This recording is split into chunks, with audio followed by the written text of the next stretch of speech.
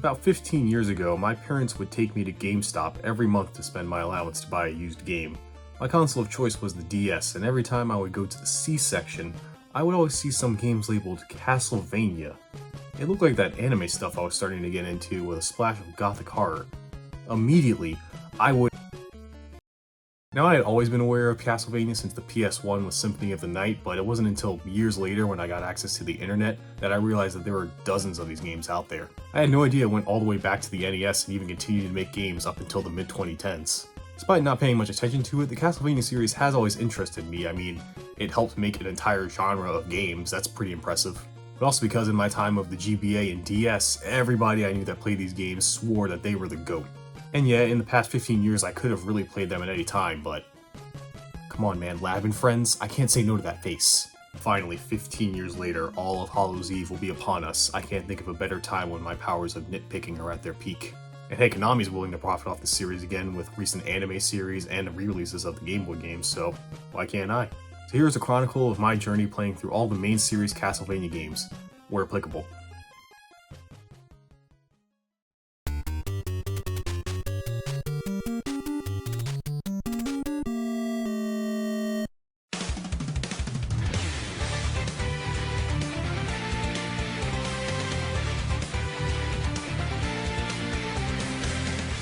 Castlevania for the original NES. In my opinion, I think it's a definitive classic, up there with Mario 3 and Mega Man 2 as just being one of the best NES games of all time. 100 years after his ancestor slayed Dracula, Simon Belmont must enter Dracula's castle and destroy him once again after he's resurrected. Oh, that's it, that's the story. And that will essentially be the story for a majority of these games. Dracula's revived or about to be revived, and it's up to a Belmont or someone associated with the Belmonts to stop him from coming back to life and being a dick and doing bad stuff. And since there are 20 plus games and he likes to come back every 100 years, yeah, Konami doesn't follow that rule at all. Considering the timeline starts in the 1100s, yeah, you're gonna run out of games pretty quick. For a lot of these early ones, I won't be going much into the story because, well, Konami didn't. No one really cares about NES stories anyway, right? They're just dressing for why you're playing the game. That's why you gotta read the manuals. Good evening! Step into the shadows of the deadliest dwelling on Earth. You've arrived at Castlevania, and you're here on business. To destroy forever the curse of the evil Count. I'd count that as pleasure. Unfortunately, everybody's home this evening. Bats, ghosts, every kind of creature you can imagine. You find them all over the place, if they don't find you first. Cause you've gotta get through 6 monstrous floors where you even meet up with the master of the house. Your magic whip will help, and you'll probably find a weapon or two along the way. But once you make it to the tower, you can count on a duel to the death. The Count has waited 100 years for a rematch. He's ready. Are you? I love these things, man. And yeah, I don't know why they don't refer to him as Dracula in the NES manual. He's the Count. Which, every time I read that, it would just remind me of Sesame Street. Which, you know, kind of makes a lot of sense. I always knew that bastard was evil. No one can do arithmetic like that without the power of dark magic. Blocks. I will count them. Oh, wait, those are my friend Ernie's blocks, and he told me... So the controls for this game are simple. A is jump, B is attacking using Simon's whip. Which, yeah, a weird choice for a weapon, but you ever hired a dominatrix? That shit hurts. His whip is called the Vampire Killer, the only weapon known to be able to kill Dracula. This is basically the master sword of Castlevania. Its main stipulation is only a Belmont can use it, which as far as I know, I think this whip does appear in almost every game besides like 1 or 2. The last thing you can do with the controls is use your secondary weapons by pressing up and B, which is awkward as hell because you press up to go up the stairs, and sometimes I want to use an item but end up going upstairs by accident. This could easily be solved by using the select button. Would have been fine, it's not even used. The controls for this game can be described as stiff. You walk real rigid. You have to commit to a jump, no adjusting in midair like Mario, and attacking isn't super responsive. While it's the very first game in its NES, I can forgive this, but the other games... we'll get there. This game takes place entirely in Dracula's castle, consisting of 6 levels, each ending with a boss, the final being Dracula. One thing I definitely didn't know until I read the manual is that the castle is actually called Castlevania. That's its name. I didn't know the castle was actually called that, I just assumed that was just the name of the game, you know? The Count also employed several classic monsters under him, like the Mummy, Frankenstein's monster, Medusa, the fucking Grim Reaper. Which you'd think Death would not get along with the Count since he can never die. Like, Grim's just trying to do his job, and here's the Count over here reviving and shit. Rude. The first thing that hit me with this game is the atmosphere, something I wasn't expecting in an NES game. I'd put it on par with Metroid in terms of ambiance. This is apparently because the devs wanted to invoke a horror film, which for the time I think they did. And then after that intro, you start hearing some pretty good music. It's not the best I've ever heard on NES, but it's very catchy. Doesn't really fit the whole horror aesthetic in my opinion, but it's good, so who cares. Now usually these retro games have all kinds of bullshit, RGBS for short. Stuff like one-hit deaths, annoying enemy patterns, no continues, things that people claim add difficulty. But that stuff's really in there to make NES games really long, otherwise you beat them in an hour.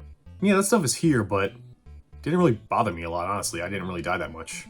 I ran into a glitch every now and then, and the stairs thing, but the game wasn't really difficult most of the time. The only time that I needed a lot of tries was the Death and Dracula boss fights and the hallway before Death.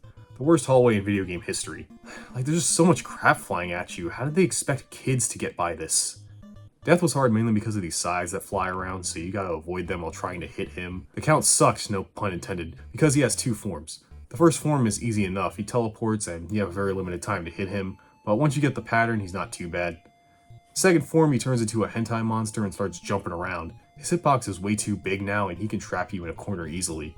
Once again though, not too hard once you know the pattern. Touch the orb, because Simon loves playing with his orbs, and that's Castlevania. Overall, a pretty good game. Most of its problems I more attest to the style of games at the time, like the Hallway of My Nightmares and the Medusa Heads. Bottom line, Castlevania, NES classic in my opinion. Next one.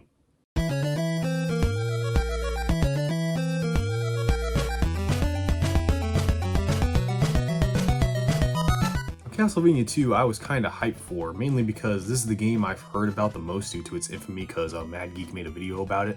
After playing it, I found this game to be tedious, but I still enjoyed it. Simon may have defeated the Count, but before he died, he cursed Simon, and in order to cure himself and vanquish Dracula once and for all, he must find the 5 body parts of Dracula, revive him, and kill him again, which will somehow cure him. This isn't me paraphrasing or anything, that's how the game describes that he has to do it, it's that vague. So immediately, this game is way different than the first one. Where the last one was a linear platformer, this one's more adventure-based, leaning more into that Metroid style of gameplay we'll be seeing in the future. Still a side-scroller, but your mission is to travel across the land and get to these castles that house all of Dracula's parts, like his penis. These castles are more like the levels from the last game. While I don't think the game is bad, it has a lot of stuff that annoyed me. One is the day and night system. The main difference is during the day you can shop and talk to townsfolk, but at night all the townspeople go away and monsters come out. This can be annoying because sometimes you need to talk to someone to progress the story, but if it's nighttime or it turns night while you're on your way into a town, tough luck, you gotta wait for it to turn back. And no, to my knowledge, there is no way to speed this up. One upside is when it's night, stronger monsters come out that give you more hearts. Yeah, I didn't mention this in the first game because it didn't feel that relevant, but Castlevania uses hearts as a sort of currency, and it's not health. In the first game you use hearts to use your secondary weapon, and it's the same here, but you mostly use them to buy items or upgrades. And some of these can be really expensive, man, you gotta farm for quite a while. And again, it sucks when day and night change since you want it to be night for farming hearts since enemies give you more during that time. This game is also very cryptic. Some people in town give you some good hints, but a lot of it is nonsense that doesn't help you. And you need help. Look here, a dead end. What do you think you need to do here? If you guessed, use this orb you picked up 30 minutes ago and kneel in front of the wall forever until a tornado comes to whisk you away to the next level. You obviously looked it up. Thankfully, I knew some of this stuff from osmosis of being on the internet. But again, how do they expect kids in the 80s without internet to figure this out? Gotta buy Nintendo Power. There's also a lot of spelling errors. I guess the translators were really trying to rush this out the door. But yeah, despite those things, I still think the rest of the game is pretty fun. The music I think is even better than the first game. I think it has more of that horror monster movie vibe while still being energetic and lively. Exploration was fun too. Walking along and that feeling of finding a castle knowing you made progress feels really satisfying. Gameplay wise, it's pretty much the same as the first game, no changes in controls or feel. Except now, the select pauses, just make it the sub-weapon. Graphically, I don't see much of an improvement either. Honestly, sometimes I think it looks worse. Once again, I really breezed through the game. The only times I struggled was for the cryptic stuff I mentioned, but I just looked at the walkthrough. Enemies didn't really give me that much of a hard time, nor did the bosses. But that might be because some items in this game are overpowered. Like this fire tower item, it stun locks bosses and you can spam it, making it so they can't do shit. It even works on Dracula. Compared to the first game, these bosses are a couple of pussies. This game is actually so easy, I didn't even realize until after I beat it and did some research that I missed the last whip upgrade. I did notice toward the end enemies took a lot of hits, but I just assumed that was because I was nearing the end. But it was actually me fighting with a handicap. and I still found it easy, because I'm a god gamer. But yeah, while Castlevania 2 is fine, I still think 1 is better. 2 I feel just kind of suffers from pacing issues with the day-night system, the farming of hearts, and I feel like it didn't really improve on that much from its predecessor, except by adding a bunch of like new mechanics that didn't really feel fleshed out. You know, to me the game just feels kind of rushed, you know, like the first Castlevania did so well that they had to make a second one quickly, so they whipped this up. So yeah, Castlevania is still going to stay there at the top, but I can't imagine they're staying there long because we got 24 more games to go, Jesus Christ.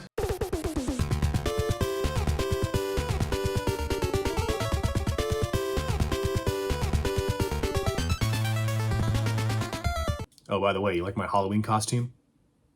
I'm a Coomer. Castlevania III, Dracula's Curse. Wait, didn't we just get rid of that? So yeah, you should be able to guess the premise by this point. Drac bad, need kill. The main difference is it's a prequel, set several hundred years before the first, and we play as Trevor Belmont, Simon's ancestor. So this game goes back to being a linear platformer. There are some differences in gameplay. The main one is now you have multiple playable characters besides Whippet. There's Alucard, the son of Dracula, going through his rebellious phase, Grant, Dynasty, a pirate ghost, and Sypha, who the manual refers to as a vampire hunter and a dude, but who's actually a female witch. It's kind of sad that they probably changed her gender in the manual because they figured boys in the 80s wouldn't want to play as a girl. Ugh, vaginas. You may notice I'm only showing footage of Sypha. That's because she was the only character I found. It's sort of a mix between the last two games. While it's linear, you can pick different paths, so each playthrough can be different, and certain characters are at the end of certain paths. This does add more replayability, which is good because it's not a long game. But yeah, if you're wondering why I didn't play with the other characters like Alucard and Grant, because I think the game's fine. It's another NES Castlevania game. Yeah, multiple paths and characters are cool, but it still plays like the last two games. And yeah, once again, it's really easy. Especially when I use Sypha's ice spell, shit is OP, man. It literally freezes enemies, their projectiles, and bosses. I didn't care about the other characters because I think I got the best one. Also, the holy water item is pretty OD too. They really don't balance items in these games. One thing that really sucks about this game is the stairs. There are so many times when you have to do nothing but climb stairs. There's an entire level where you just climb stairs. Enemies keep coming at you, and you have no room to dodge. It's so fucking annoying. Other than that, yeah, it's a Castlevania game on NES. I don't have much more to say. Now, yeah, I probably should have done multiple playthroughs to see the other characters, but again, I have like 20 plus games to go through. I don't have that kind of time. And I mean, again, because it's the same game on the same console, it plays mostly the same. This is just a thing that happens with all video game franchises. But hey, the good news is we're done with NES now. Yeah, it's the only 3 games on it. So let's move on to some other consoles and see how Castlevania fared on them.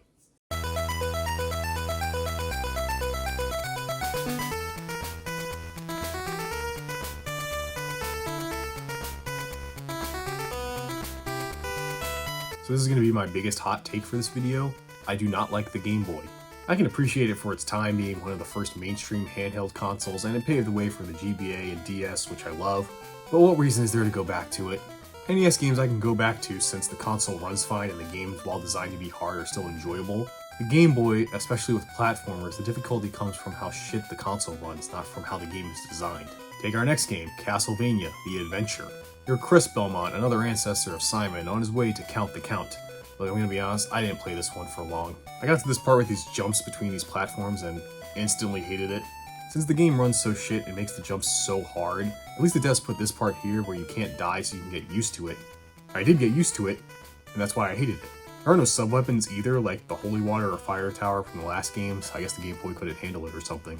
That's just one of the reasons I hate Game Boy games. A lot of them are just worse versions of NES games. If you were a kid and only had a Game Boy in the 80s or wanted to play Castlevania on the go, it's fine. Today, I see no reason to go back to this unless you have nostalgia for it. Same can be said for its sequel, Belmont's Revenge. It is better than the last one, it has better graphics, and the first time I think we've seen a stage select in this series. While in this game sub-weapons do come back, yeah, just like the last game, it plays like shit. Choppy animations, choppy controls, it takes way too long to get used to. Look, remember those orbs you collect in all the games? You don't even get them in this one, they fly away. Well, I mean, they're not gonna stay.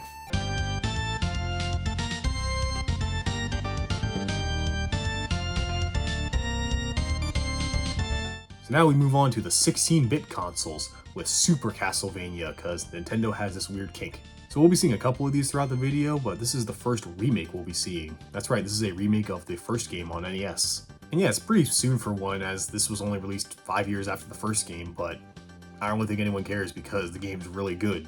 It's a remake, but the levels are not the exact same as NES. They are very different, with new bosses and everything. It goes without saying since it's a new console, but I'll say it anyway. The music is way better than anything before. It's mostly remixes of the NES music, but it's so damn good I don't care. The game also has updated the controls. Gone is the stiff feeling of the NES and Game Boy games. Well, mostly, jumping is still pretty awkward. But unlike before, where you can only attack in front of you, you can whip in 8 directions in this game. This is so nice, man. This makes so many enemies easier to deal with and ramps the bullshit down a lot. The graphics naturally are a huge improvement as well. The intro with the gravestone as the chilling music plays is fantastic and really sets the tone. Remember, originally the devs were trying to emulate a horror film and they nailed it here. Although sometimes the Super Nintendo couldn't handle the ambition, like this spinning room where the frame rate dies. Like Dracula. Yeah man, I mean this game's really good. I really don't have a lot of negative things to say about it. And oh my god, they even fixed the sub-weapons, where in every game before it was up and B, which was really awkward, but here you just hit L or R. Thank Christ. The only thing that I really struggled with or annoyed me were these green platform things, fuck those. But yeah, it's not just a solid remake, it's just a solid game in general. Definitely a must-play Super Nintendo game in my opinion.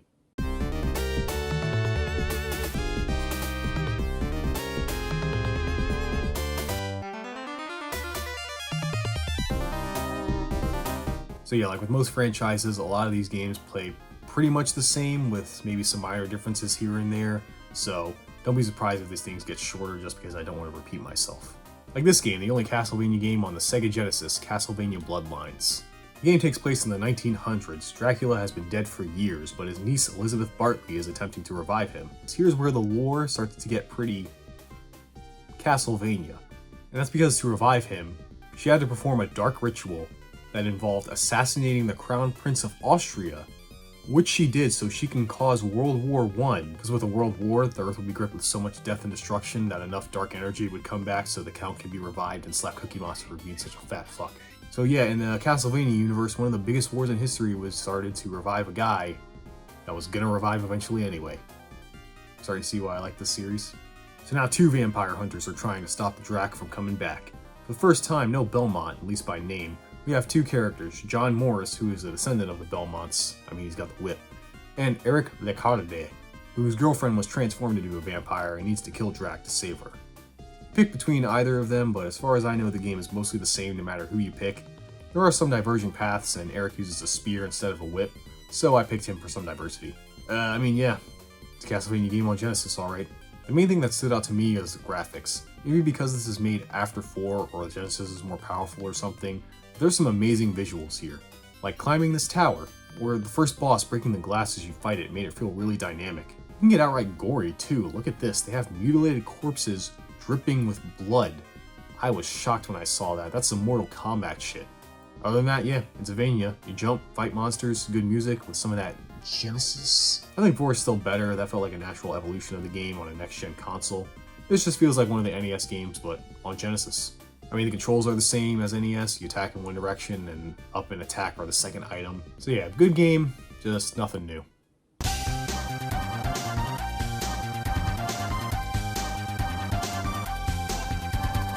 Let's see if back on Super Nintendo they keep up the quality with Castlevania Dracula X. That's one of those titles I'm pretty sure sounds better when spoken in Japanglish. Castlevania Dracula X. Now we're going to mostly focus on the gameplay for this one. Fuck. So for this game, we're mainly going to focus on the gameplay. I'll talk about the story later, trust me. So yeah, gameplay-wise, it goes backwards. Once again, to use an item, you have to hit the attack button and up, not L and R anymore. Why? I hate it. You fixed it, and then went back. It was fixed. The controls also feel stiffer than 4 and Bloodlines. Literally feels like an NES game with a newer coat of paint. You also only whip in one direction again? Why? Look at this bullshit too. When you beat a boss, they do one more attack after you win. They all do this. The fact that that's included screamed artificial difficulty to me. Graphically, it does look better than 4, I guess. One good thing I like that they added is when you pick up a sub-weapon, the last one you had stays around for a while, so if you pick up one by mistake or just one that you don't want, you can get your old item back. This is way better than other games, where if you picked up a sub-weapon, you had to deal with it until you got another one. But yeah, other than that, this might be the first Castlevania game where, again, it's not bad, but I'd say it's just pretty mediocre, honestly. Especially with 4 on the same console that controls even better. Like, why would you even bother with this one? Okay, yeah, so this one's going to be pretty short. It's so short I didn't even bother to change the image on the TV. Yeah, so this is Castlevania Chronicle on the PS1, and it's a port of a remake of the original Castlevania. If you're wondering, the original console that it was released on was the X68000 home computer, which I'm convinced is not actually a thing and it's just a title for one of those Nier games. But yeah, not much to say here. Unlike 4, this one is a more faithful remake, different levels again, mostly, but the controls are the same as the NES version. If you want to play the original Castlevania, but on PS1, this is for you, I guess.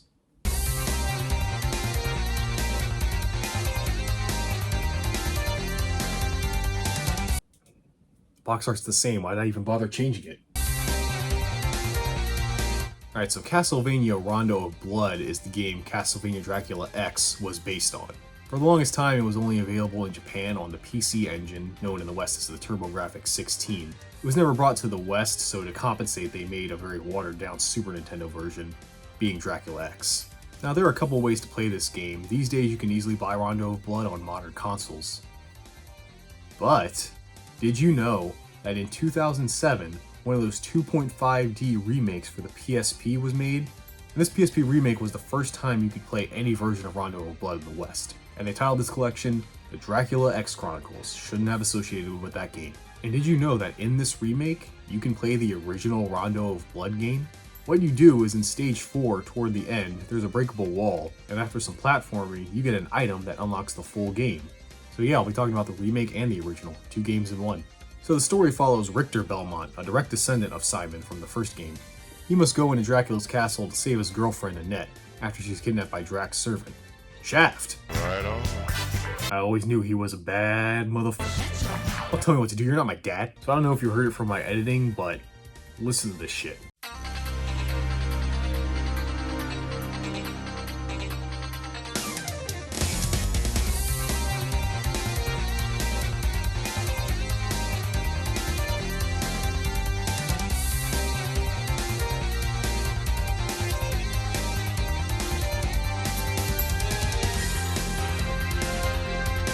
Yeah, best soundtrack so far, no contest.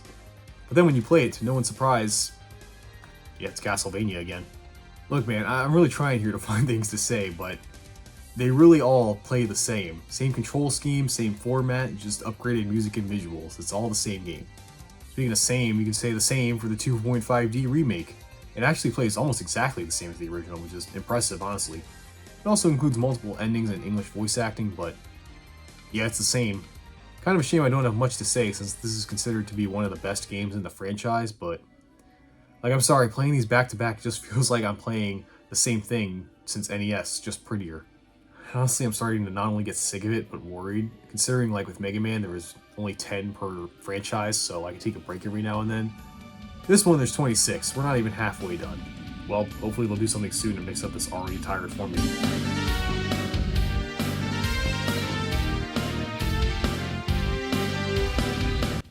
Okay, well, fuck me, I guess.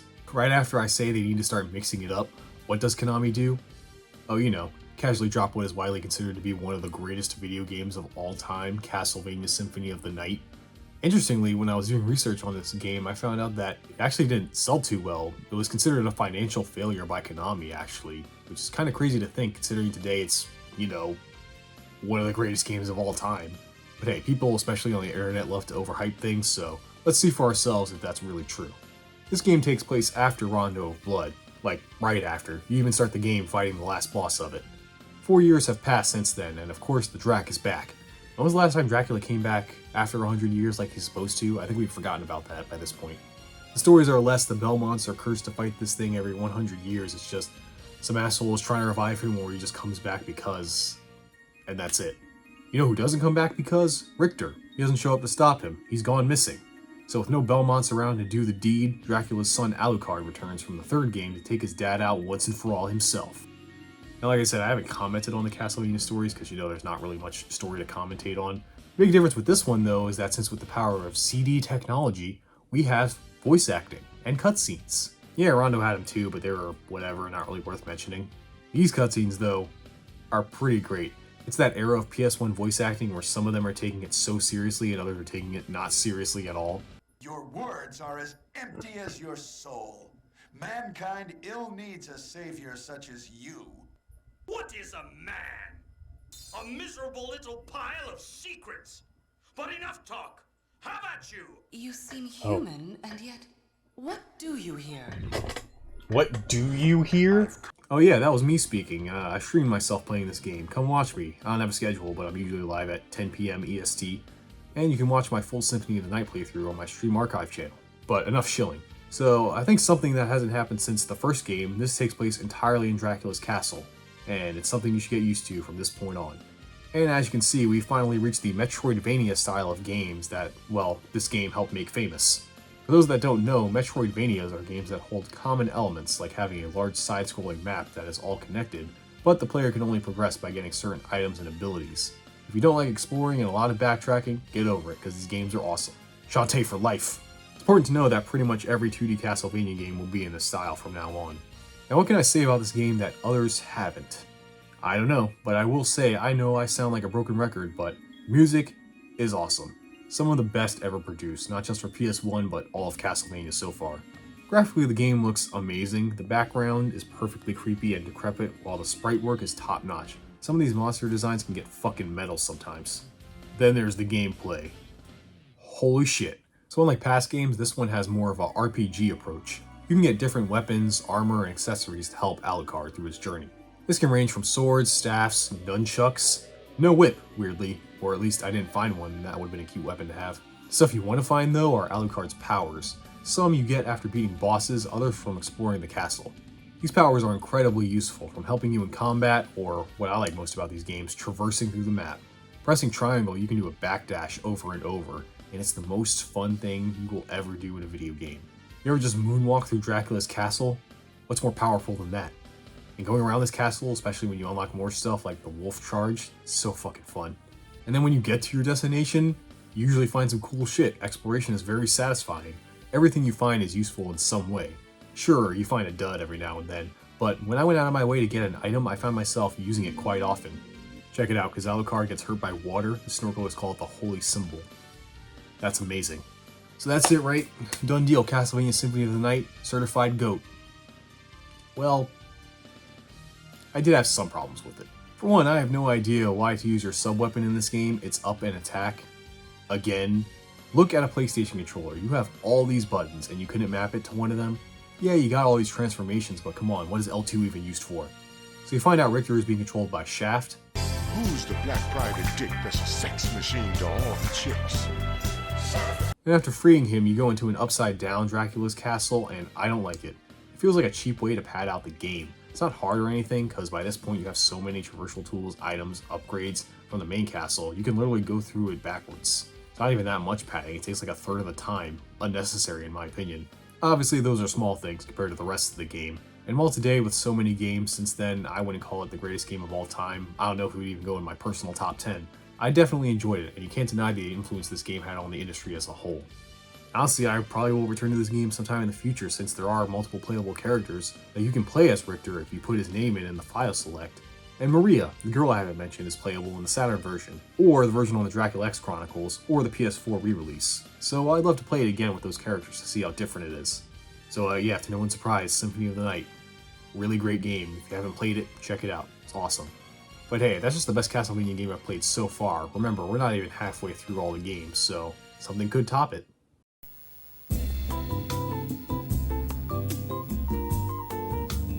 Well, after playing one of the greatest games of all time, we have another Game Boy game. Now, this game does have an interesting spot in the lore as being the beginning. Like, the very beginning of the Belmont's fight between them and Dracula. It follows Sonia Belmont fighting Dracula for the first time. Wow, not only the first female protagonist of the games, but also the original Count Slayer. That's pretty cool. Too bad it doesn't exist. That's right, joining the realm of what the fuck continuities, it's Castlevania. See, producer Koji Igarashi, who made Symphony of the Night and a lot of the future games, decided in the mid-2000s to just say some games aren't canon anymore. Like this one. This means, of course, now fans have to make a whole other alternate universe, and this is the beginning of what they refer to as the Apocalypse universe. And this Apocalypse universe features 4 official released games and a bunch of canceled games I'm not even going to talk about because they're canceled, why bother? Also, I find it weird that Koji is the one to call what matters in this timeline. Like, I get it, he made Symphony of the Night, and again, a lot of other future well-known games we'll see. But, I don't know, he didn't create the franchise or anything, why does he get a say in it? Like, imagine if Retro Studios, who made Metroid Prime, just said, yeah, Metroid 2 didn't happen, suck it. What the fuck was I talking about? Oh right, the Pocket Brick. Well, I will say out of the Game Boy games, this one is the best. I won't say any more than that. I will admit though, it's kind of strange where all the other games that were on similar consoles were like, you know, kind of up and down in quality. The Game Boy games were pretty consistent, where the first one is definitely a work in progress, the second one improves on that, and then the third one is the best one. But you know, this still means nothing to me because I don't like the Game Boy. I didn't even bother to change the art.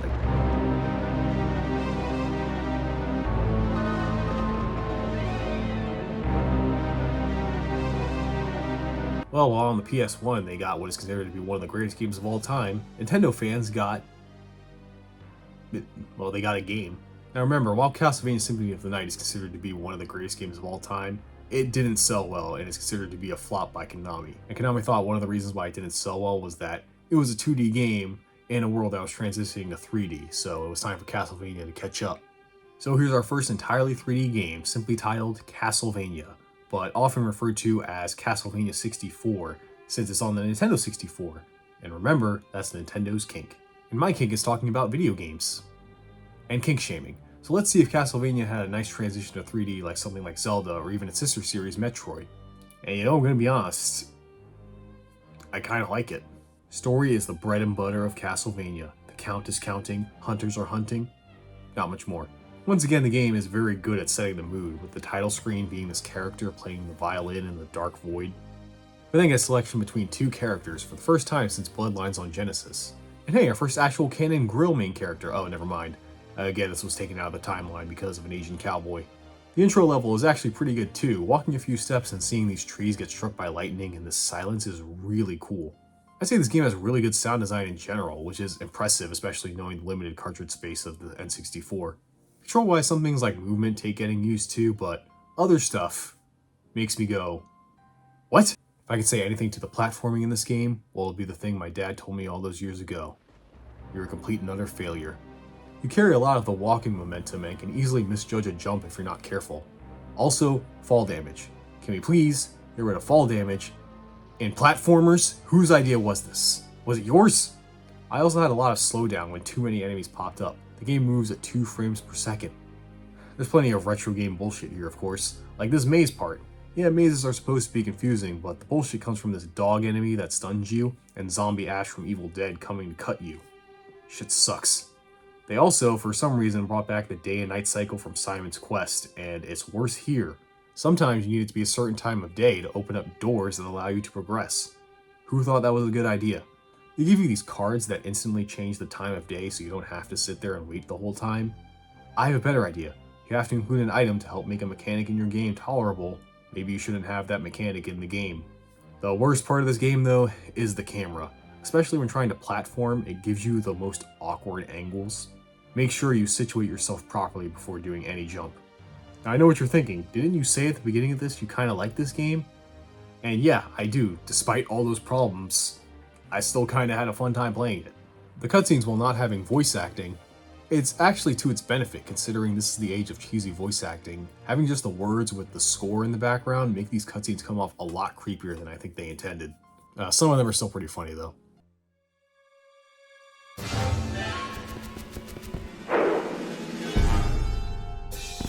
Yeah, this game can be pretty goofy sometimes, like skeletons on motorcycles, but it's the kind of goofy I like. It's more charming than anything. The combat is not great, but it didn't really matter to me because Carrie is overpowered. She has this orb attack that allows you to attack from a long range, and you can even charge it. Once you fully upgrade it, it becomes a homing shot that hits multiple enemies. Shit's busted. I usually just spammed it and never bothered to aim. Yeah, it takes the challenge out of the enemy encounters and bosses, but it's so fun feeling this powerful and the combat sucks anyway, so I didn't care. Exploring Transylvania is fun too, and I often felt rewarded for my curiosity. Not like Symphony of the Night, nowhere near that, but close enough. Also, something about this castle looks familiar. Wait, this is just a mansion from Resident Evil. Wow, what a mansion! And an unstoppable juggernaut enemy chasing you? Were the developers playing a lot of RE when making this? All things considered, I think Castlevania had an okay transition to 3D. Not amazing, but better than other series. Yeah, I think this game is okay and can be pretty fun sometimes, whether intentional or not. Now, apparently during the development of this game, they cut a lot of stuff out of it, including extra characters and stages, and that was stuff they all repurposed for a sequel to this game, Castlevania Legacy of Darkness. And the sequel is actually a prequel. Taking place 7 years before Castlevania 64, you play as Cornell, the Giga Chad furry, who goes to the Count's castle to save his sister, Ada, from being used as a sacrifice to bring back Drac. Ada? Wait! Come on, Konami, you guys weren't even trying to hide that one. Being a similar game on the same console, it reuses a lot, and I mean all of the assets from the last one, with some new stuff. Think of this list as a proper sequel and more of a DLC expansion. You have 2 new characters to play as, including Cornell, each with their own campaigns, like Henry, who has the most powerful weapon in Castlevania lore, Gun. Some things were fixed too, the controls are mostly the same, but the camera is improved, thank God, as well as the platforming. Okay, that still sucks. Yeah, if you are interested in playing the 64 Castlevanias, I honestly recommend Legacy of Darkness. It's just the first game, but more content and improvements. So yeah, surprisingly fun time on the N64. I definitely wasn't expecting to do that. But now it's time to leave home consoles for a little bit, start getting to the good shit. The dank shit.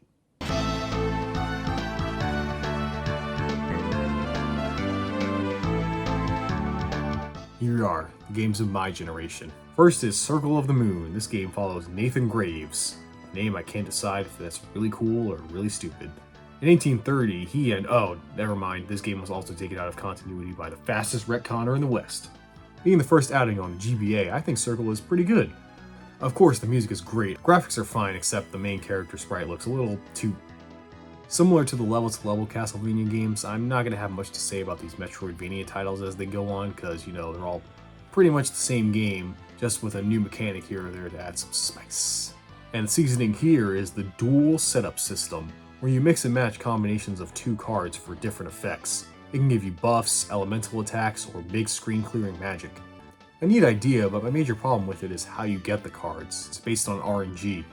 They are random drops from enemies, so there's a chance you won't even see certain cards if you're not lucky or farming for them.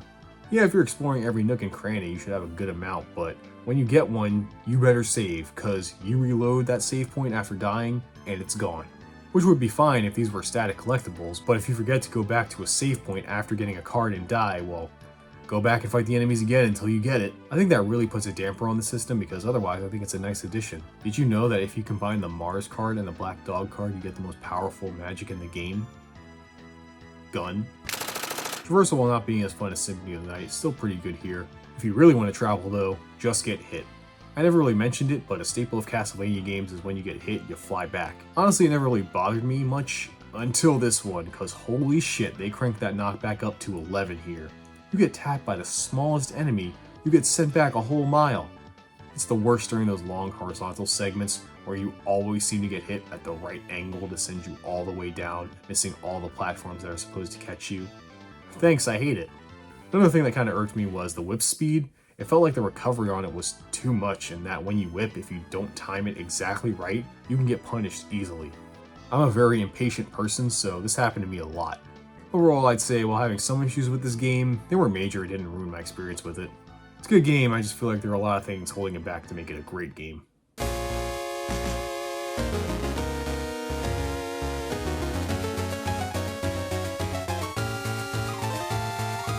On to the second of the GBA trilogy, Castlevania Harmony of Dissonance. Fun fact, this game is in continuity because the guy who's retconning everything worked on it and didn't work on any of those other games. But he claims that's not the reason why those games were taken out. No, that'd be petty. This game follows Juste Belmont, who's just a Belmont, grandson to Simon from the original game. He goes into Drac's Funtime Castle with his friend Maxim to save their childhood friend Liddy. So yeah, a girl is kidnapped and taken to Dracula's castle and you have to save her. Noticing a pattern. Right away, the thing that blew me away was the title screen with this reflection. there's one thing that has stayed consistent in all the Castlevanias, it's the title screens, and setting the tone properly in the intro. They all get a 10 out of 10 in that regard. However, after that part, when the game starts, I noticed something. The music in this game is not great? What the fuck? It's a Castlevania game, the music is always great, that can't be. Just listen to Circle's music, then Harmony, and you can hear an obvious difference.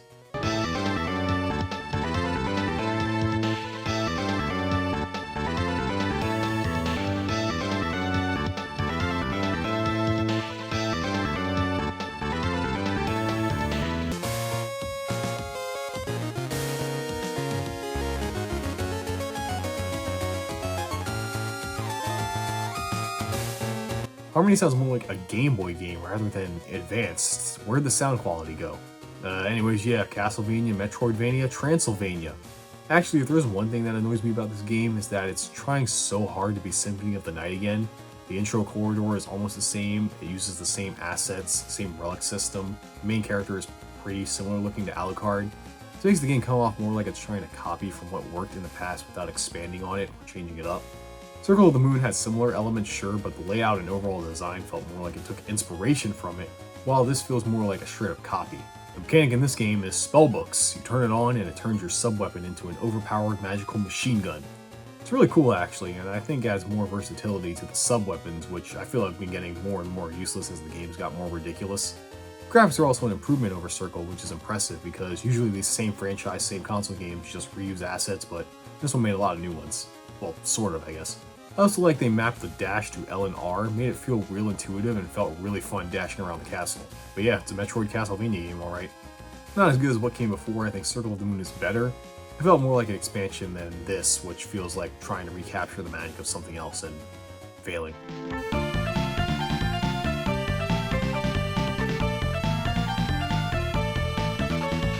Final game in the GBA trilogy is Aria of Sorrow. I remember way back in the beginning of this video when I talked about how these games had an anime aesthetic when I found them.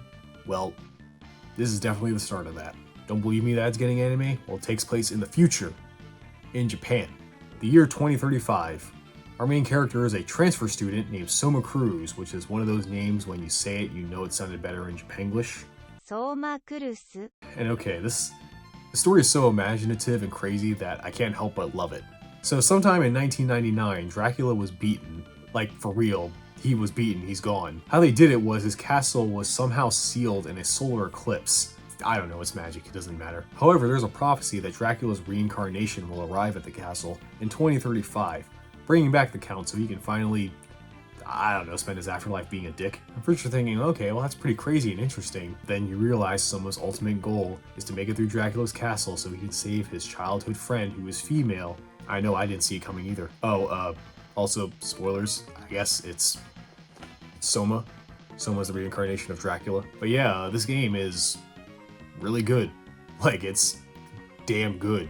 The graphics and music out of the GBA trilogy are the best here, and the controls are perfected.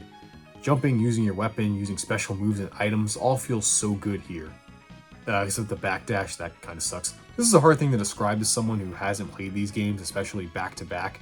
If you just play it for 5 minutes, you might not notice, but if you play them for hours and get used to them, you won't notice a difference. It's like the way your food is prepared, you know? Like a steak or burger cooked medium or well done, or a cookie that can be crunchy or soft. No way is worse or better than the other. It all comes down to your own tastes and experiences with that food. But you know from taking the first bite what that perfect balance is, and that's how I feel about this game. Like, a lot of the elements aren't really like better or worse than other games, but they all just come together so perfectly to me that this one's probably my favorite of the franchise. Like, this didn't really happen for any other game, even Symphony of the Night, where I was just playing the game. I didn't stop to take notes to make, easier for me to edit later. I just wanted to keep playing. I didn't want to stop. And to me, having that feeling of just wanting to keep playing and never wanting to stop, that's a sign of a great game right there. There are some aspects I do think the other games did better, like Traversal and Harmony of Dissonance is the most fun of the GBA games. Special mechanic for this one is the Tactical Soul system. Someone can absorb the spirits of monsters, allowing him to use their attacks, defensive options, or use them for buffs. Yes, this is similar to the card system in Circle of the Moon, but I feel it's better here because there's a lot more variety in what you can get thanks to the variety of monster types. And I don't mind so much that it's still RNG if you get it, since there are so many different monsters, you're bound to have a good amount by the end of the game. And yeah, I don't have much else to say, I just really like this game, I think it's really good, you should play it. And honestly, I might kind of put it over Symphony. Aria just has this perfect balance, man, for me, of overall great things from its mechanics, level design, music, and the story, while not the most fleshed out ever, is probably the most interesting Castlevania story so far. Yeah, not by a whole lot, but I just find it slightly more enjoyable than Symphony of the Night. This is probably my favorite one so far. I mean, come on, there's one thing this game has over Symphony of the Night that you can't deny. Gun. Break yourself, fool!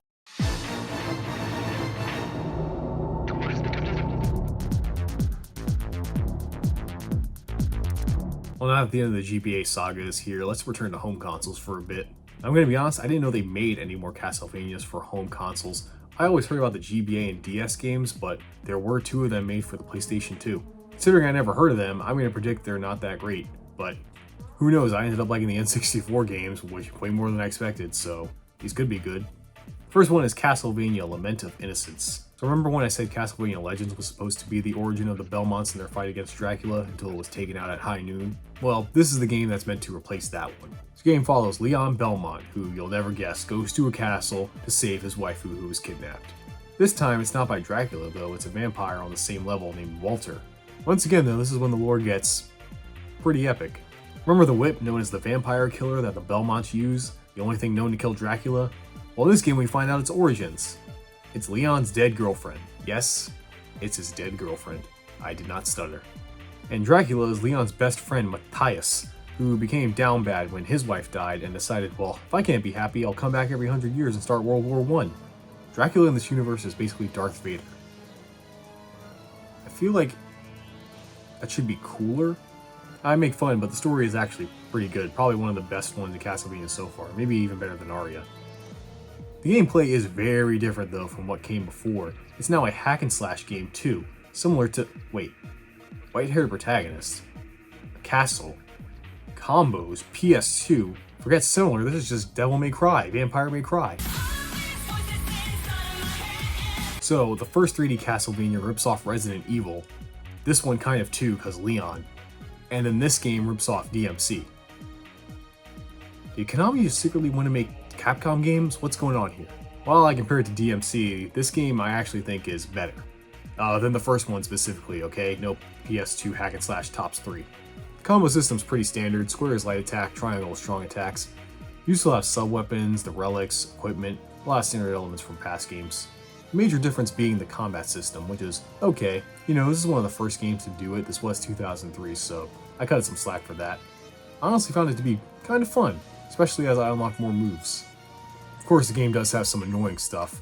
Like the music, it goes for a more atmospheric sound instead of the catchy rock from other games, and I don't like it.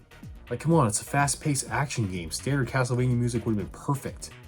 Level design's pretty bleh, too. Hope you like Dank Castle, because that's all you'll see. And they're all just hallways with nothing in them, or small rooms for enemy fights. You can't run to the end, though, because you have to look around the stages for these switches that unlock the boss door. And it's weird, because even though the game gives you a map, some of these switches are in rooms or paths that aren't on the map. But what's the point of the map? That's the best way to describe this game. It's repetitive. You constantly have to go back and forth, seeing the same hallways, fighting the same enemies, doing the same combos. Boss battles are kind of fun, but nothing really stood out to me. I think this game's ultimately is fine. It's not exactly amazing or terrible. It's okay for the time. If anything, I'd say it is a bit better than the 64 titles, but I'd put it under all the side-scrollers.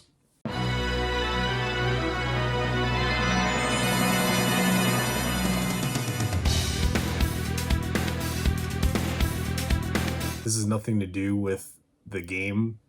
I just noticed that the dude in the bottom right, I don't know if you see that, he's like really sagging his pants. Like you could almost see his junk. He's got no pubes.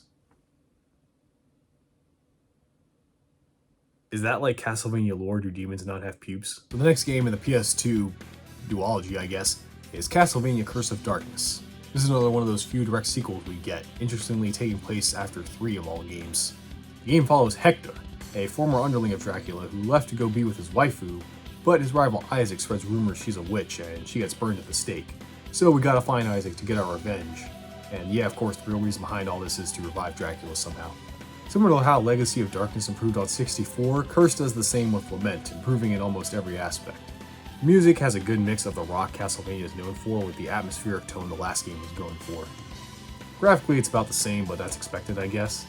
I will say, maybe it's because I got used to the Game Boy games, but I miss the bright, vibrant colors of the 2D games. Both of these PS2 ones are so gray and have such muted colors.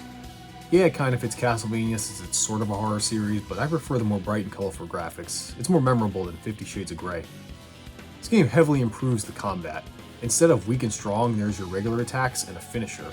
By pressing the finisher button at the right time, you do a special move that does more damage, hits more enemies, and looks cooler. This prevents you from simply button mashing the same button and timing your last move based on where you are in the combo to do more damage. You add some weapon variety too. In the last game you just had the whip. Here they give you multiple weapons as well with a sword, spear, and my favorite, fist. No gun though, 0 out of 10. Also to help during combat you have these devil familiars that have a variety of effects, giving you buffs, healing you, or helping you fight. After defeating a certain amount of enemies with a specific weapon, you can evolve them, kinda like Pokemon. My one problem with it is for some reason only the fairy can open chests, so if you're using another one and find a chest, you have to switch. Why can't I just open them myself? There's even a crafting system giving you incentive to actually fight the enemies and not run past them, since they drop the materials to craft stronger weapons and armor. Yeah, I think this is a big improvement over Lament. Honestly, I probably would have kept playing this one and farming items and EXP if I didn't have to move on. I can understand people not being into it, especially since it's so different from the other Castlevanias, but since I'm a huge fan of action RPGs, I felt right at home and I really enjoyed it. Yeah, surprisingly, again, the two 3D games I don't think were that bad. They were actually kind of good. But once again, we're going to leave home consoles and go to the handheld games once again, as we visit the Castlevania games on the DS.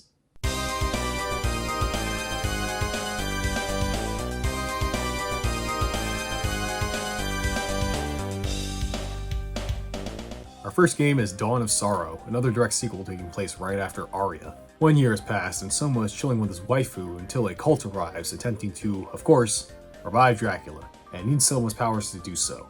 So Soma goes to their castle base to stop them. Yeah, the story in this game is not as good as Aria in my opinion. Villains even do that whole show up as a group and not attack and instead fight him individually, because that always works. That's fine, like I keep saying, Castlevania isn't really about its story, it's more about the gameplay. And yeah, this game's really good. I mean, it's basically Aria, but better. Better graphics, better music, better controls, artwork, everything is improved. Of course, you have the return of the tactical soul system, which isn't as annoying as last time. I don't know, I felt like I got more souls more often. Even the boss battles I found to be more interesting with how you handle them. There's one where this guy takes your monster soul attack and uses it against you, so you can use a super shitty one on him so he'll copy it to make him easier. That's hilarious, I love that. There's some stuff I'm not into, like there is soul fusion now, which is just crafting. You fuse a soul with a weapon to get a better weapon. I didn't find it that useful since I often found a better weapon, or I could just buy one. So I just used it to upgrade a weapon I didn't use and sell it. Also, of course, because it's an early DS game, you got touchscreen mechanics. Whenever you beat a boss, you have to draw this symbol on the screen, or you have to fight them again. This gets annoying later as the symbols get more complicated and you have less time to do them. Also, touch ice to break them. Yeah, this was a mandatory addition. But the touchscreen stuff is kind of whatever to me. Like, complaining about touchscreen stuff in a DS game is like complaining about motion controls in a Wii game. Like, what the fuck were you expecting? It's instead about how they use that control scheme, and yeah, here, it's tacked on, but it's not intrusive, so it didn't impede my enjoyment. The question is this game truly better than Aria? Well, you can have guns, so yes.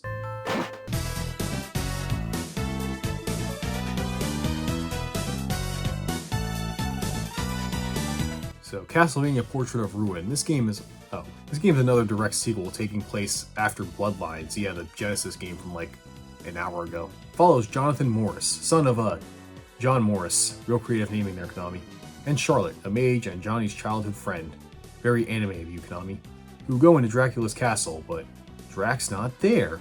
Instead, another vampire named Bronner has taken over and needs to be stopped. But since Johnny isn't a Belmont, he can't bring out the full power of the vampire killer without the help of a Lacarde and their magic. So the story has them go through Drac's castle while trying to unlock his ability to use the whip. So yeah, majority of this is a Castlevania, no surprise there. The main difference, as you can see, is two playable characters at the same time. You can switch between the two at any time and each have different abilities. Jonathan is your standard Castlevania protagonist, while Charlotte uses overpowered magic. Seriously, I used her mostly for clearing the screen with some of the spells she gets. Other than how they attack, the two control mostly the same. I mainly use Charlotte to clear screens and John for bosses. You can also have both out at the same time, either an AI controls your partner, or there is a co-op mode. That's kinda cool.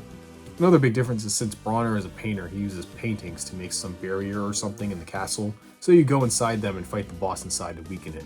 Which, yeah, we ripped off Resident Evil, Devil May Cry. They finally did it. Ripped off Mario 64.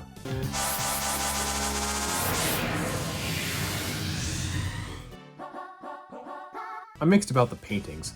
While they had nice scenery changes besides the usual dank castle, it felt very tacked on. Like, the castle's still very much designed like other games. It's a bit smaller, but going through these paintings just made me think it was more padding than an additional gameplay thing. Similarly, the partner mechanic also doesn't feel fleshed out enough. It's neat, sure, but it doesn't enhance the experience. It's just a new mechanic. It doesn't really change how the game is played. It doesn't add any new tech. It's just there. And look, I'm gonna be honest, another thing starting to bother me about this game is the anime. I love it as much as the next weeb, but I don't know, seeing these anime twinks next to a gothic horror death just felt off to me. Now, of course, the game itself is still good. The gameplay is still Castlevania along with the backgrounds and monsters. Also, the music is probably my favorite in the series, I'm gonna be honest with you. I realize I'm saying that every game, but every game has good music. Yeah, solid game. It's not the best, it's not the worst. Pretty standard at this point.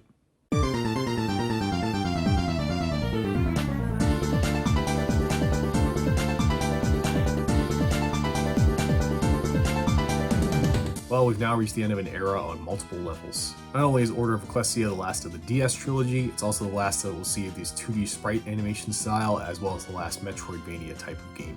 Oh yeah, and all that lore I've been telling you up until this point, well, after this game, forget it. Doesn't matter anymore. The game takes place a little after Symphony of the Night. The Belmonts have vanished, so that means Drax's free to count all he wants, that bastard. So humans make several organizations to find ways to fight him without using S&M gear. One of these is the Order of Ecclesia, who use magical glyphs for combat. They make a special one called Dominus that is said to have the best chance of beating Dracula. One of its members, Shinoa, is chosen to wield it, but during the ceremony, her friend Albus betrays the Order and steals Dominus for unknown reasons. Taking Dominus from Shinoa also erases her memories and emotions, so the Order trains her to use her sexy back and glyph power so she could find Albus, get the Dominus back, and restore her memories. So, yeah, a very different story from what we're used to, isn't it? I'd definitely say that out of all the Castlevanias, this is definitely the most interesting and well thought out story to me. Don't worry, Drac does show up, I mean of course he would, but I just like how the main character's motivation isn't just beat Dracula. Well, it sort of is, but you know, there's more to it getting there, you know what I mean? The story actually has some good twists and emotion behind it, it's not bad. Also, yes, if you can't tell, Shinoa's my wife. The graphics are also pretty good. Hard for me to tell if they're better than the other 2DS games, but some animations impress me. Look at that front flip. That's a good front flip. The thing with this game is it tries to blend the old school side-scrollers with the newer Vanias, and I don't think it works well. Side-scrolling sections are not fun to me. The reason why they were fun in the original games was because how they were designed. Like, enemies take a few hits, maybe like 3 at most. Here though, since enemies take so many hits, it feels so slow. I never realized how often I did this in other Vanias, but that's because the level design and traversal help pace it. Here it feels way slower thanks to the linear path and in this game's new mechanic, combos. Basically, you can equip weapons on both hands, and by alternating them, you can unleash a flurry of attacks. Useful on enemies and sort of bosses, but the one thing that sucks the fun from it is a stamina meter. Well, it's your MP, because it's glyph magic, but call it what it is, a stamina meter, similar to Monster Hunter or a Souls game. You can only attack as much as the bar allows, and because the levels are so flat, you aren't really dodging while it refills, you just kind of walk back a little bit for 5 seconds. It's worse on bosses. For some reason they decided to put these fights in the most tight spaces ever, so I often found myself standing there mashing until I had to either use an obvious mechanic to dodge, or just stand there. It was not fun. Even the Vania-like stages were very whatever to me, just made them more vertical to compensate for the horizontal of the other stages. Another part of this game I didn't think was that great was this village, where you have to save all the villagers who Albus kidnapped. Saving villagers unlocks side quests and shops, but what fucks it up for me is to get the true ending, you have to find all the villagers, which turns what could be a fun side thing to encourage exploration into a mandatory backtracking unfun main quest. Engage section where I mentioned positives. The art style I really like. This is the kind of style I think goes with the gothic horror of Castlevania, a more stylized realism rather than generic anime. Music is good, that goes without saying at this point. It's just, I don't know, I didn't find the new gameplay stuff they added to be all that engaging. I think the reason why Dawn of Sorrow is better than the rest is I think these ones lack focus. That one was just a solid Castlevania experience, while Portrait and Ecclesia are trying too hard to innovate on something I don't think needs much innovation. We don't need mind-blowing mechanics that change how the whole game is played, just some updates and maybe 1 or 2 new ideas to keep things fresh. Should have been one great mechanic, instead it was just a bunch of okay ones.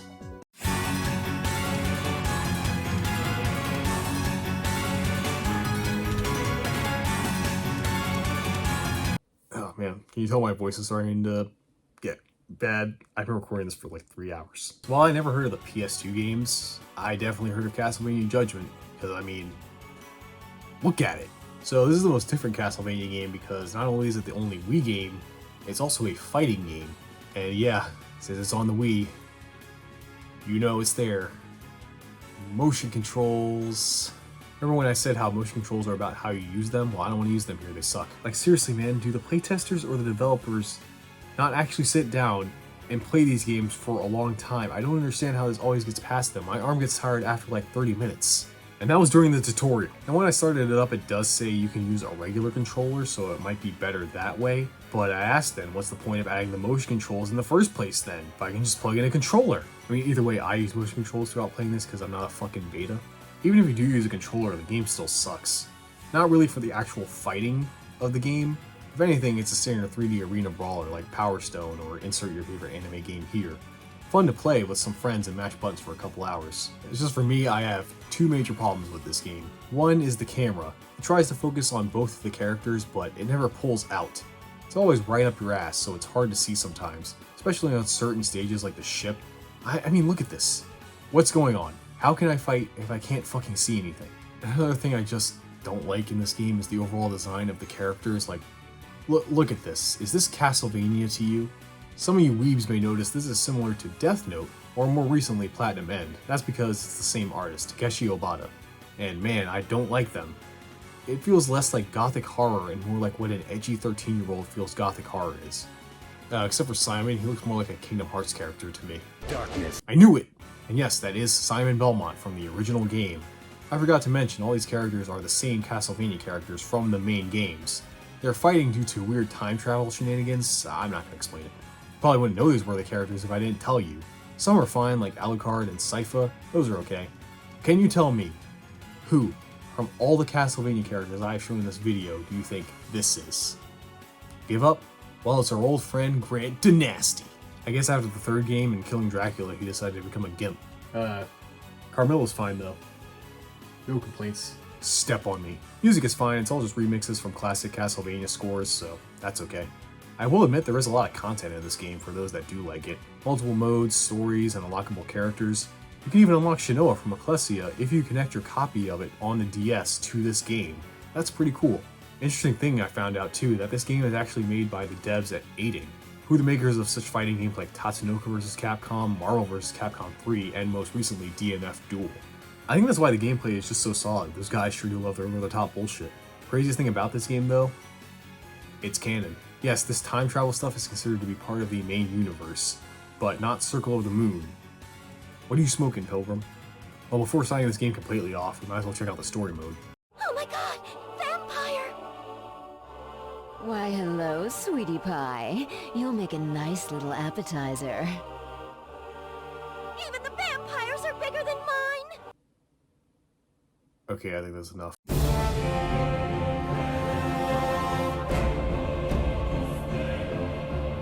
I'm just gonna leave her up there for the rest of the video. I don't think anyone's gonna really complain about that. If you do, get out. Here we are, the final stretch, the last 3 Castlevania games made that matter.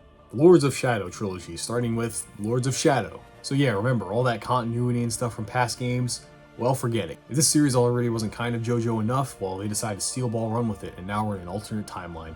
This game follows Gabriel Belmont, whose wife gets murdered and needs to assemble all the pieces of the God Mask to rescue her soul from Limbo, with the help of Patrick Stewart. Also, Satan is in this game, and he's voiced by Jason Isaacs. Well, that's all well and good, but you might be wondering, if this is a Castles, then where's the Count? Well, I think for the first time ever, he's not actually the final boss of a Castles. When you beat the game, you see that Gabriel becomes Dracula. That's right, you were the real Count the whole time. Disgusting. Yeah, the story's okay. Nothing too special. I mean, yeah, that's how I describe this game. It's okay. It's not good, it's not bad. It's pretty standard. If you're expecting it to be like old Castlevanias, you will be very disappointed. Well, this is the PS2 game, since this is a hack and slash game. Now, unlike those games where that genre was early, so I cut it a lot of slack, these games that came out around the PS3, Xbox 360 era were everywhere. You couldn't escape them. So that makes it even more blech in my eyes. The music is nowhere near as good as the older games. Honestly, it's good, but just listen to a track and tell me, do you think of Castlevania or generic fantasy game number 34.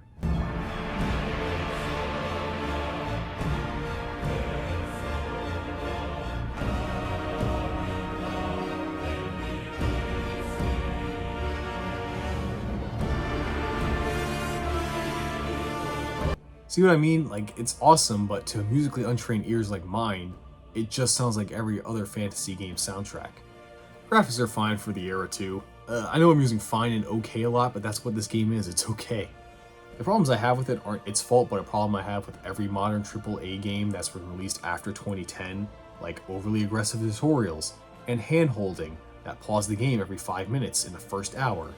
It's not even a good tutorial. Thanks game for telling me I couldn't reach that item. Why explore and figure out ways to get it on my own when you can just tell me? I hate thinking and getting rewarded for my curiosity. They also do so many quick time events. Grabbing an enemy is a quick time event. I don't mind QTEs when they are not used a lot, but this uses them like they're going out of style. And probably the thing I hate the most about modern day games is fucking climbing. Parkour, that's fine, but you know what I'm talking about. This Assassin's Creed Uncharted style of climbing mechanic that has to be put in every Western developed game with a budget. I swear to God, if I have to hold the opposite direction and press the jump button in another fucking game, I'm gonna But like I said, those are just my own personal hangups. I realize this. I know I'm not right in the head. Overall, I'd say this rebooted universe ain't my bag. It's okay, just not for me. But I mean, it doesn't really matter what I think, because this game right here, Lords of Shadow, is the best-selling Castlevania game of all time. That's right, financially this game was incredibly successful, so Konami greenlit 2 sequels right away.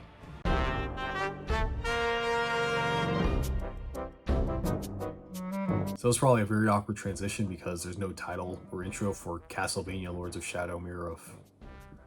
Fuck, I'm not even gonna bother with this one. Let me tell you struggles I had with this game, okay? So first, I saw that it was made for 3DS. I was like, awesome. I can kind of half-ass this one, you know, because I don't have a 3DS capture card, and emulating that console is foreign to me, so I was like, sweet, play it for 5 minutes, use someone else's footage.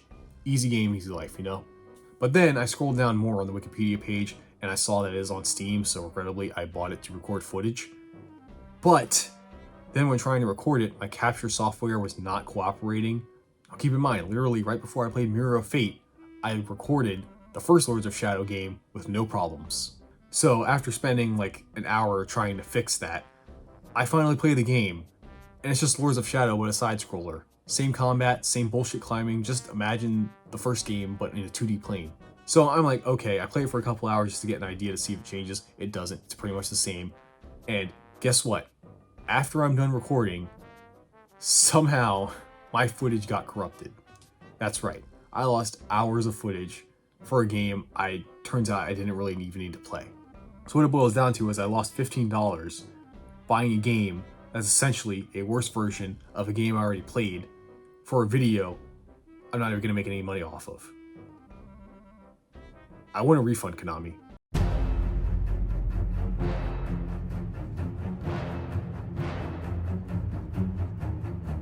Alright, well, here we are. The final official Castlevania game made for home consoles that matters. Lords of Shadow 2. I also didn't realize I didn't explain Mirror of Fate because it pissed me off, and I sort of have to for this game. So basically, the mirror is an actual thing that manipulates the Belmont's destiny. So in this universe, Trevor Belmont is Gabriel's son. But when Gabriel tried to kill him, because, you know, Belmont vampire, it's the kind of thing they do. You know, different universe, same shtick. Trevor dies in the battle, and Dracula makes him Alucard by reincarnating him. Yes, in this universe, Trevor and Alucard are the same person. Now, Trevor had a son called Simon, and his mom got killed by Drax Force. Just imagine all this. I'm not actually going to go find gameplay footage. Remember, it got corrupted. And so Simon goes to kill his grandpa, but he doesn't know it's his grandpa. Thanksgiving for this family must be hell. Now, at the end of Mirror, Dracula dies, but he doesn't. He just comes back right away. See what I mean about different universe, same shtick? So anyways, now we move on to Lords of Shadow 2, where Dracula has been dormant for about 1,000 years. You know, getting killed by your son and grandson kind of does that to you. I wouldn't want to leave the house after a while if that happened to me. He awakes in modern day, hell yeah, where Patrick Stewart confronts him, telling him Satan is planning a comeback tour and they gotta stop him. And since Count has counted his last, Patrick decides Drax's reward will be the sweet embrace of death. Lucky bastard. So yeah, I actually do like the unique story, and I think the voice acting and cutscenes are all very well done. My problem with this game is I don't care about any of these characters. I never care for these anti-heroes or tragic heroes who do bad things and are misunderstood. I mean, I don't really know what category Drac would fall into here. I just don't care about his brooding or his son. I don't care about Captain Picard. I don't care that Satan is coming back. I don't know, to me the story seems more concerned with coming off as dark and epic rather than getting me to care. Like, look, a crazy steampunk mech, whoa, and aw, he vomits blood, whoa, and aw, crazy, look at this scary chick. Yeah, all that stuff is cool, but being cool doesn't make me interested, it just gets me to look at it. It's the job of the story to keep me looking at it, and it didn't really do a good job in my opinion. The modern day environments are so gray and lifeless, they have no originality to them. Why couldn't you put Drac in some crazy location like Vegas or Japan instead of evil Science Facility 37? The gameplay is relatively the same, but you know, tweaks to combat, upgrades, expected stuff for a sequel. It still suffers from all the stuff I complained about before. You like steampunk mechs? Well, how about you spend 20 minutes climbing that steampunk mech? I hate it. This game also introduces another annoying mechanic that every AAA game seems to want to introduce from now on, which is forced stealth mechanics. You like playing as Dracula? How about playing as Dracula, playing as a rat? Finally, I can live vicariously through video games. The tutorials also go hard here. Approach the relic to take it. G-game, thanks. I never would have thought to grab this item directly in front of me down the only path I can go down. I would have been so lost. At least I saw an option in this one to disable QTEs, but if you have to make that an option, should you put it in your game in the first place? Yeah, I mean, not much to say, it's a better version of the first game. Well, that's it. All the Castlevania games. And I gotta say, what a weird roller coaster. It was a game series that actually kept up a good measure of quality. I wouldn't really call any of the Castlevanias bad games. Yeah, there's some I dislike, but I couldn't call them badly made video games. And even some of the ones that I heard were not that great, I actually found to be quite enjoyable.